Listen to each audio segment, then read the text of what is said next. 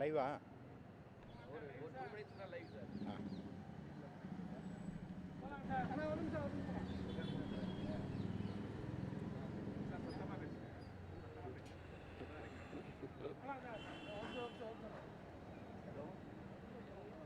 சொல்லுங்க அண்ணே ஐயோ ஊருக்கு போயிட்டாரு கூப்பிடுவா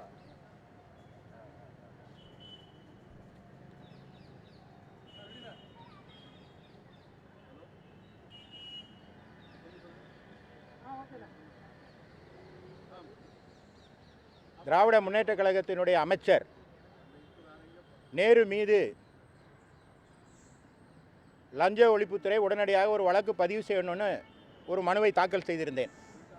அதாவது தமிழ்நாடு நகராட்சி நிர்வாகத்துறையில் 1933 பதவிகளுக்கு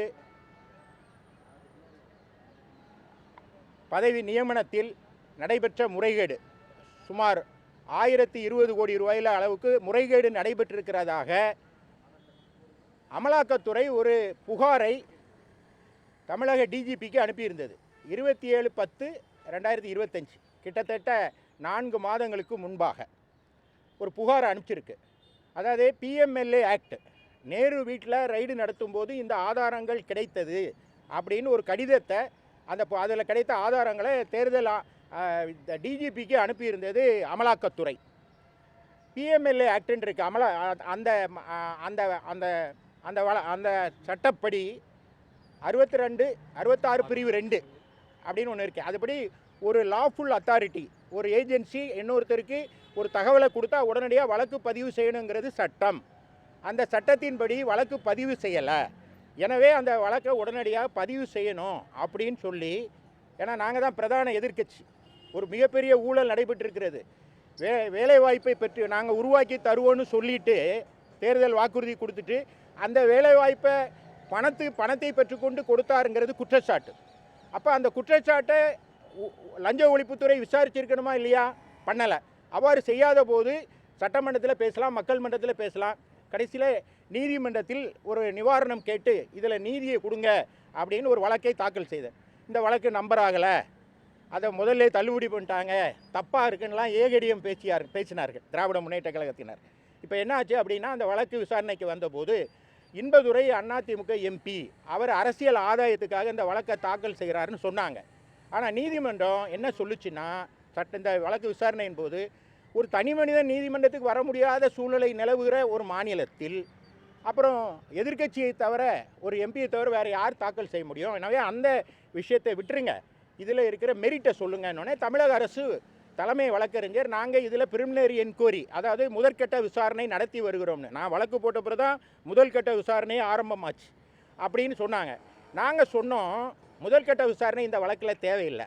ஏன்னா பிரிமினரி என்கொயரிக்கு 180 days, அதுக்குள்ளே குற்றவாளியெல்லாம் வெளிநாட்டுக்கு தப்பிச்சு போயிடுவான், ஆதாரங்கள்லாம் அழிச்சிருவாங்க.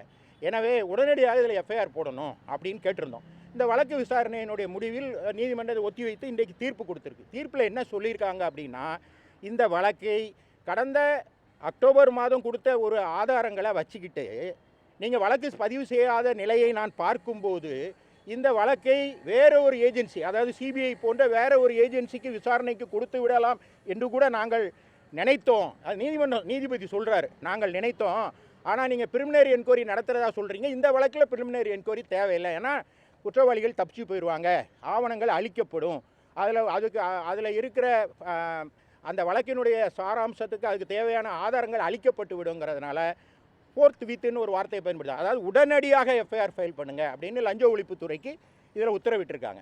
இதன் மூலமாக என்ன அப்படின்னா, இந்த குற்றச்சாட்டை நான் மட்டும் வைக்கல, நேற்று போனாங்களே பிரேமலதா, அவங்க கூட சொல்லியிருந்தாங்க இந்த வழக்கில் பெரிய தவறு நடந்திருக்கு அப்படின்னு அந்த அம்மாவும் அப்போ கொடுத்தாங்க, எல்லா எதிர்க்கட்சிகளும் சொன்னோம். இப்போ நீதிமன்றத்துக்கு வந்து தான் இதை நீதியை தேட வேண்டியிருக்கு. இப்போ நீதிமன்றம் ஒரு நல்ல தீர்ப்பை வழங்கியிருக்கிறது, உடனடியாக வழக்கை பதிவு செய்து அதன் மீது நடவடிக்கை எடுப்பாங்கன்னு நாங்கள் நம்புகிறோம்.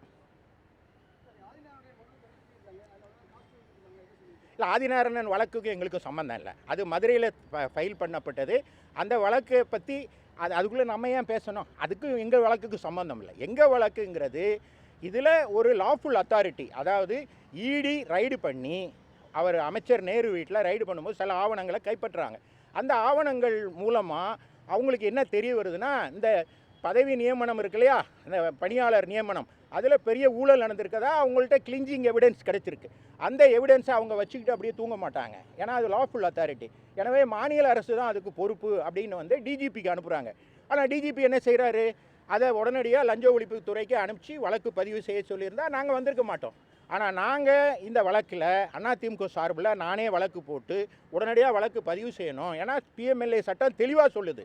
66(2) பிரிவு 2 என்ன சொல்லுதுன்னா, ஒரு லாஃபுல் அத்தாரிட்டி ஒரு டாக்குமெண்ட்டை கொடுக்கும்போது தெருவில் போகிறவங்க இல்லை, அப்போ ஒன்று டாக்குமெண்ட் கொடுத்துருக்காங்க, அந்த டாக்குமெண்ட் படி ஏன் நீங்கள் நடவடிக்கை எடுக்கல என்று கேட்டோம். நான் முதல்ல ஒரு புகார் கொடுத்தேன், அந்த புகாரில் நடவடிக்கை எடுக்கல.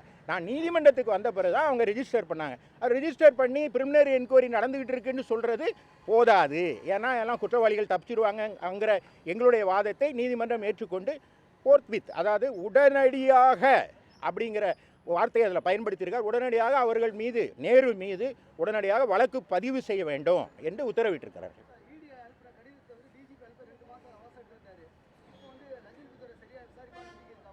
இல்லை, அதை தான் நீதிபதியை சொல்லியிருக்காரு. அவர் சொல்லியிருக்காரு, நீங்கள் இவ்வளோ நாள் வைத்து கொண்டு இருந்ததனால் உங்கள் மீது, அதாவது தமிழ்நாடு போலீஸ் மீது எனக்கு நம்பிக்கை இல்லை, நான் அதை வேறு ஏஜென்ட், ரொம்ப கேவலங்க, ஒரு அரசாங்கத்துக்கு இதை விட கேவலம் வேண்டாம், நான் வேறு ஏஜென்சிக்கு கொடுத்துடலாம் அப்படின்னு நாங்கள் நினச்சோம். ஆனால் நீங்கள் ப்ரிலிமினரி என்கொயரி நடத்தி கொண்டு இருப்பதனால் நான் அதை ஏற்றுக்கொண்டு, ஆனால் ப்ரிலிமினரி என்கொயரி இந்த வழக்கிற்கு தேவையில்லை, அதனால் உடனடியாக எஃப்ஐஆர் போடுங்க அப்படின்னு சொல்கிறேன் என்று சொல்லிவிட்டார். இப்போது அதிமுக மந்திரி வீட்டில் ரைடு நடத்துகிறீங்க, எப்போ எஃப்ஐஆர் போடுவீங்க? ஒரு விஓட்ட யார்கிட்டயோ ஒருத்தட்ட ஒரு கம்ப்ளைண்ட்டை வாங்கி ராத்திரியாக 11 மணிக்கு எஃப்ஐஆர் போட்டு காலையில் பல்லு விளக்கு முன்னாலே நேராக ரைடுங்கிற பேரில் கதவை தட்டி முன்னாள் அமைச்சர்கள் வீட்டில். நீதிங்கிறது எல்லாருக்கும் பொதுவானது தானே, ஆனால் நேருக்கு மட்டும் இவ்வளவு லேட் ஆகிறதுக்கு என்ன காரணங்கிறதான் பொதுமக்கள் கேட்குறாங்க. இதில் இன்னொன்று சொல்லியிருக்காங்க, இதை வழக்கை பதிவு செய்து ரிப்போர்ட்டை ஃபைல் பண்ணணும்னு சொல்லியிருக்காங்கிறதையும் உங்களோட கவனத்திற்கு தெரிவித்துக் கொள்கிறேன்.